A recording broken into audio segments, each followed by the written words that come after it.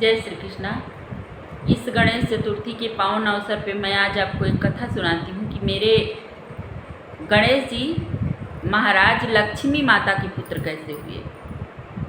एक बार विष्णु जी से और लक्ष्मी माता जी से बैकुंठ में कहा सुनी हो गई। माता लक्ष्मी कहने लगी विष्णु जी से कि बिना मेरी इजाज़त के मेरा धन, मेरी संपत्ति आप किसी को नहीं देंगे। तो विष्णु जी बोले क्यों? कहा कि नहीं, जब तक मेरी आज्ञा नहीं होगी तब तक आप मेरी संपत्ति आप किसी को मत दीजिए। तो उन्होंने कहा, हे लक्ष्मी, तुम इतनी निर्दयी कब से हो गई? इस धरती पे लोग, इस संसार में लोग इतनी गरीबी और दरिद्रता से जी रहे हैं, जूझ रहे हैं, मर रहे हैं। पेट भर खाने के लिए उनके पास नहीं है, तन भर कपड़ा पहनने का नहीं है। तुम कहती हो कि ये धन किसी को मैं ना दूँ। तुम इतनी निर्दयी हो लक्ष्मी, तुम पता नहीं कब किसके ऊपर दया करोगी, किसके ऊपर नहीं। मैं किसी को धन ना दूँ?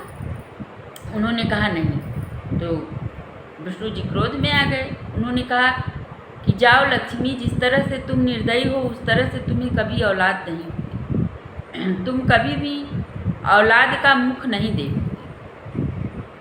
जब इतनी बात लक्ष्मी माता ने विष्णु जी के मुख से सुनी तो वो रोने लगी। वो बहुत परेशान हो गई। उन्होंने कहा कि हे नाथ, आपने मुझे ऐसा श्राप दिया ही क्यों? उन्होंने कहा कि इसलिए दिया कि तुम्हारे अंदर दया नहीं।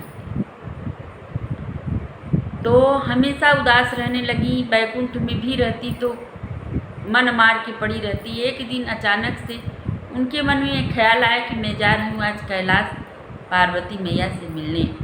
वो गई पार्वती मैया से मिलने।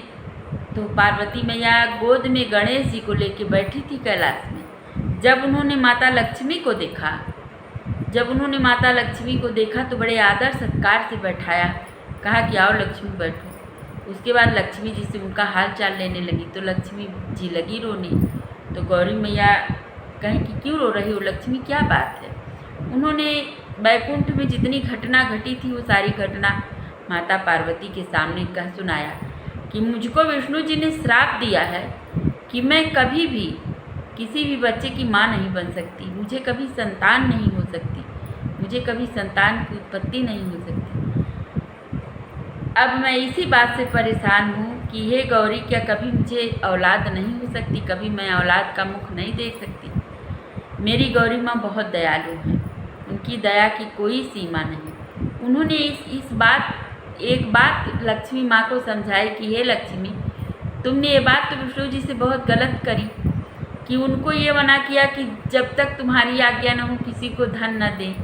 ये तुमने गलत किया। मेरे भोलेनाथ इतने दयालु हैं कि वो जब भी चाहे, जब मर्जी हो, किसी के ऊपर थोड़ा भी कोई उनका चक्कर लगा ले, अगर उनके पूरी परिक्रमा कर ले, चक्कर लगा ले, तो उसके ऊपर दया कर देते हैं। कोई उनके शिवलिंग पर चढ़ के उनका घंटा चुराने की कोशिश करे तो भी उस पर दया कर लेते हैं। एक चोर को उन्होंने कुबेर बना दिया, कुबेर का भंडार पूरा दे दिया। एक चोर को उन्होंने कुबेर बना दिया।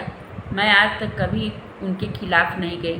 तुमको विष्णु जी से ऐसा नहीं कहना चाहिए। तब लक्ष्मी माँ को ये रियलाइज हुआ कि हाँ, मैंने गलत किया। तो उसके बाद लक्ष्मी माँ की आंसू ही नहीं बंद हो रही थी, क्योंकि दो उधर लक्ष्मी माँ ने, पार्वती माँ ने भी समझाया, उधर लक्ष्मी माँ विष्णु जी से इस तरह से बात भी की थी। तो उनको दोनों गलती, एक तरफ उनका अपमान, दूसरी तरफ उनकी गलती समझ में नहीं आ रहा था और रोए जा रही थी। तो माता पार्वती अपने गोद में से उठा के गणेश जी को उनकी गोद में बैठा करके उनसे कहा कि हे लक्ष्मी, आज से ये गणेश तुम्हारा पुत्र है, कहलाएगा तो गौरी का पुत्र, लेकिन ये लक्ष्मी का लाल भी कहलाएगा।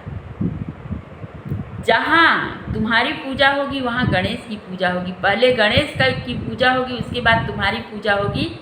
तुम्हारी पूजा अगर बिना गणेश के हो ही नहीं सकती, और बिना गणेश की पूजा की तुम्हारी पूजा नहीं हो सकती, बिना तुम्हारी पूजा की गणेश की पूजा नहीं हो सकती। इसीलिए आप लोग देखें कि कभी भी गणेश जी के साथ माता लक्ष्मी ही रहती हैं, न कि विष्णु जी। कभी भी दीपावली हो या किसी भी घर में हो, आम दिन हो, इंसान पूजा करता है तो भी लक्ष्मी और गणेश की पूजा करता है। यही वजह है कि इसी श्राप के कारण आज तक गणेश और लक्ष्मी की पूजा कभी नहीं हुई, और हमेशा जब भी पूजा होती है गणेश लक्ष्मी की होती है, विष्णु और लक्ष्मी की पूजा नहीं होती।